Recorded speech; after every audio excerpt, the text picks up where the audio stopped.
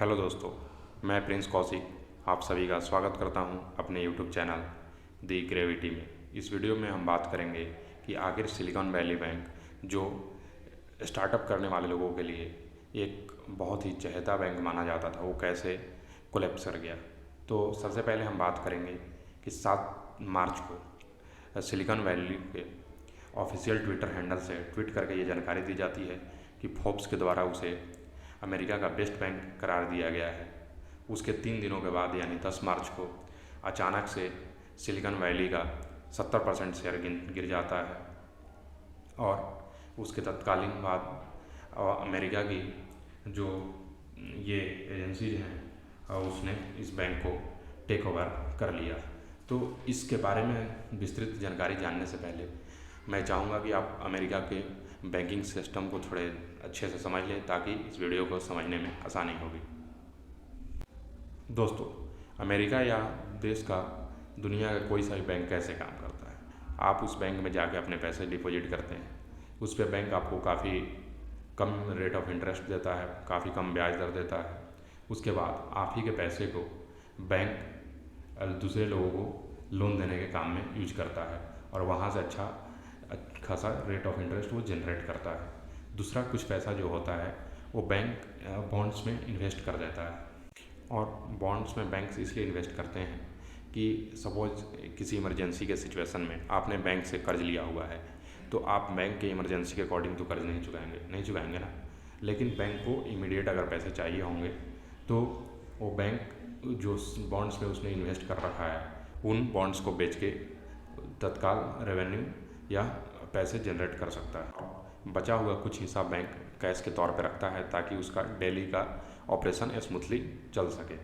लेकिन समस्या तब खड़ी होती है कि बैंक्स तो लोन दे देते हैं, लेकिन अगर आपने जिसको लोन दिया उस कस्टमर के बारे में, उस व्यक्ति के बारे में, उस फर्म के बारे में आपने अच्छे से जानकारी नहीं ली और ऐसे ही किसी को लोन दे दिया और वो व्यक्ति या वो फर्म या वो कंपनी लोन वापस नहीं कर पाता है, तो वहाँ पे प्रॉब्लम होता है। और दूसरा ये होता है कि कुछ गलत इन्वेस्टमेंट भी बैंक्स कर देते हैं, गलत जगहों पे पैसे इन्वेस्ट कर देते हैं। जैसे कि आपने ही देखा होगा कि बहुत बार क्या होता है कि बैंक्स स्टॉक्स में या किसी कंपनी में पैसे इन्वेस्ट कर देते हैं, उसके बाद वो स्टॉक्स या कंपनी परफॉर्म नहीं कर पाती है, घाटे में जाती है, जिसके बाद से बैंक का भी काफ़ी लॉस होता है। अब इन सारे चीज़ों के बाद होता ये है कि न्यूज़ में खबर आती है कि इस बैंक का जो है लॉस में जा रहा है। इस बैंक ने जहाँ इन्वेस्टमेंट किया हुआ था वो कंपनी अच्छा परफॉर्म नहीं कर रही है। उसके बाद से जो कस्टमर्स होते हैं जिन्होंने आपके बैंक में पैसे डिपॉजिट किए होते हैं वो पैनिक कर जाते हैं और एक साथ बहुत सारे लोग बैंक में अपने पैसे डिमांड करने के लिए पहुंच जाते हैं कि भाई मुझे मेरे पैसे वापस चाहिए। तो होता ये है कि उस समय बैंक्स तो बहुत कम थोड़ा सा पैसा रखता है अपने पास कैश, ज़्यादातर पैसा उसने या तो लोन देने में खर्च कर दिए थे या बॉन्ड्स खरीद गए या कहीं इन्वेस्टमेंट करके खर्च कर दिए थे। तो उस समय बैंक लोगों को इंस्टेंट पैसे नहीं दे पाता है और यहाँ से जो है बैंक या बैंकिंग सिस्टम कोलैप्स कर जाता है। तो चलिए अब आगे हम बढ़ते हैं सिलिकॉन वैली बैंक की तरफ। तो ये जो बैंक है 1983 से ही स्टार्टअप्स करने वाले लोगों के बीच में काफ़ी प्रसिद्ध रहा है। ये स्टार्टअप करने वाले लोगों का चहेता बैंक रहा है। इसने .com क्राइसिस देखा हुआ है, इस बैंक ने द ग्रेट फाइनेंशियल क्राइसिस भी देखा हुआ है, इस बैंक ने कोविड पैंडेमिक को भी झेला हुआ है। लेकिन इन सब से हटकर आखिर 2023 में ऐसा क्या क्राइसिस हुआ कि ये बैंक कोलैप्स कर गया, ये हम आगे की वीडियो में जानते हैं। इस बैंक के बारे में आगे बात करने से पहले मैं आपको छोटी सी एक चीज़ बता देता हूँ। जो अमेरिका की इकोनॉमी है वो कंजम्पशन ओरिएंटेड है, जबकि चाइना की जो इकोनॉमी है वो प्रोडक्शन ओरिएंटेड है। तो अमेरिकी गवर्नमेंट क्या कर चाहती है कि वहाँ के लोग ज़्यादा से ज़्यादा कंजम्पशन करें ताकि वहाँ का इकोनॉमी का फ्लो चलता रहे। और इसी कंजम्पशन को बढ़ाने के लिए अमेरिका के सेंट्रल बैंक ने 2020 में जो इंटरेस्ट रेट है उसको काफ़ी कम कर दिया, इंटरेस्ट रेट को ऑल टाइम लो कर दिया, अप्रॉक्स 0% के करीब कर दिया।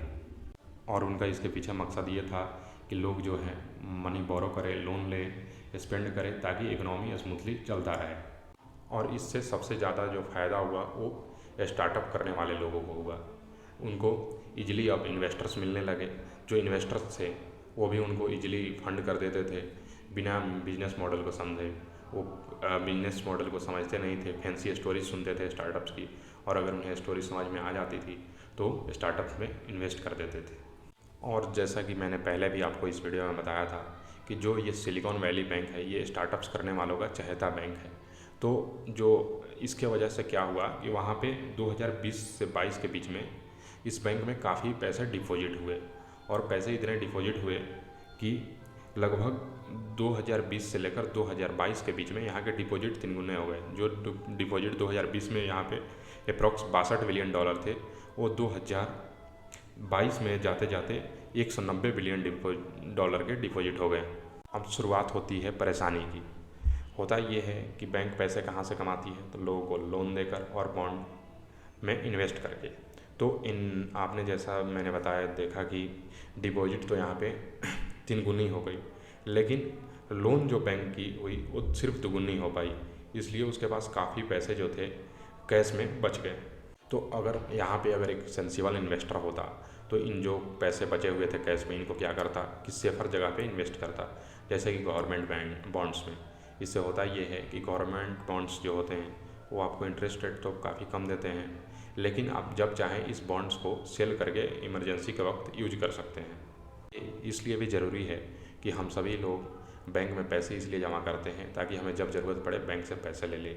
इसलिए बैंक को भी ये इंश्योर करना ज़रूरी है कि कस्टमर जब उनसे पैसे की डिमांड करे तो वो उन्हें दे सके, इसीलिए उनको कुछ पैसे गवर्नमेंट बॉन्ड्स में ज़रूर इन्वेस्ट करना चाहिए।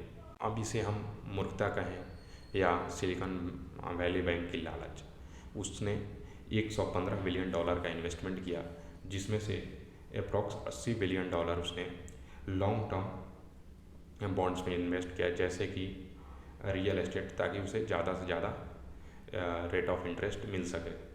उनको 2 चीज़ों का ध्यान में रखना था कि वो पैसे जो थे ये इनके पैसे नहीं थे, इन्वेस्टर्स के पैसे थे, ग्राहक के पैसे थे। वो ग्राहक कभी भी पैसा मांग सकता है था, तो उन्हें लॉन्ग टर्म के बजाय शॉर्ट टर्म में इन्वेस्ट करना था, ताकि जब भी ग्राहक पैसा मांगे वो ग्राहक को पैसा दे सके। और एक और गलती इन्होंने ये की कि इनको ये भी समझना चाहिए था कि जहाँ पे प्रॉफिट ज़्यादा होता है वहाँ पे रिस्क भी ज़्यादा होता है। ये बेसिक फंडामेंटल होता है किसी भी मनी का, पैसे का। सिलिकॉन वैली बैंक ने कुछ अलग नहीं किया था, ज़्यादातर बैंक यही करते हैं, लेकिन उसकी गलती ये थी कि उन्होंने अपने इन्वेस्टमेंट का ज़्यादातर हिस्सा अप्रॉक्स 60 to 70% उन्होंने लॉन्ग टर्म बॉन्ड्स या में इन्वेस्ट कर दिया था। दिक्कत यहीं पे हुई। बॉन्ड के केस में जो होता है प्राइस का और यील्ड का इन्वर्स का रेशियो होता है। एग्जांपल के साथ मैं आपको कोशिश करता हूँ समझाने की। एग्जांपल, अगर आप माने कि आपने एक बॉन्ड 100 रुपये में ख़रीदा, बॉन्ड खरीदने के कुछ दिनों के बाद अगर सेंट्रल बैंक इंटरेस्ट रेट बढ़ा देती है, तो उस केस में क्या होगा कि आप चाहोगे कि आप बॉन्ड सेल करके बाहर निकलो, और आपके जैसे ही बाकी सारे लोग भी चाहेंगे कि बॉन्ड सेल करके बाहर निकले। अब इस केस में होता क्या है कि जैसे कि आप भी समझो कि डिमांड एंड सप्लाई का एक ये सिचुएशन है कि अगर किसी भी प्रोडक्ट की सप्लाई ज़्यादा हो जाए तो क्या होगा, उस ऑटोमेटिकली उस प्रोडक्ट का कीमत कम हो जाएगा। वैसे ही होता है यहाँ पे बॉन्ड्स पे भी।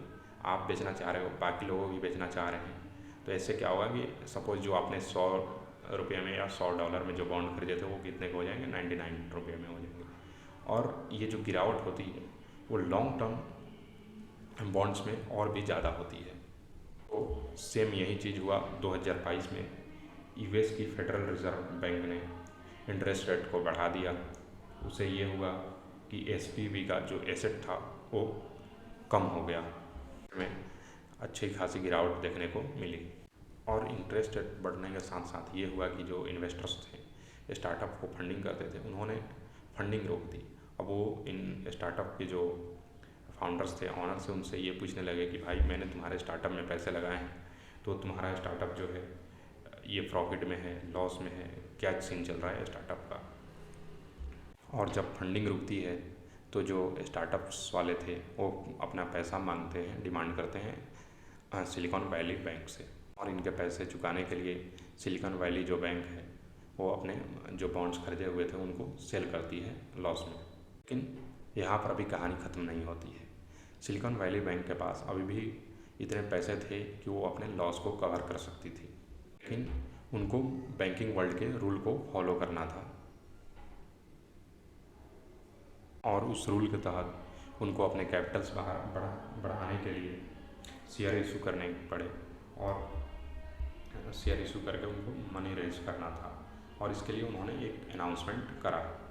लेकिन अनफॉर्चुनेटली सेम टाइम पे सेम केस के वजह से सिल्वर गेट करके एक बैंकिंग फर्म है जो क्रिप्टो फर्म के लिए काम करती है, वो भी कोलैप्स कर जाती है और पूरे मार्केट में ये खबर फैल जाती है कि बैंक मुसीबत में है और सारे लोग एक साथ जिन्होंने इस बैंक में पैसे डिपॉजिट किए थे वो पैसे डिमांड करने लग जाते हैं। बैंक के सीईओ को आके माफ़ी मांगना पड़ता है और लोगों से गुजारिश करते हैं कि भाई आप काम रहिए, आप टेंशन नहीं लीजिए, आपके पैसे सुरक्षित हैं। कि इस आग्रह का कस्टमर्स पे कोई फ़र्क नहीं पड़ता है और कस्टमर लगातार पैसे की डिमांड करते हैं।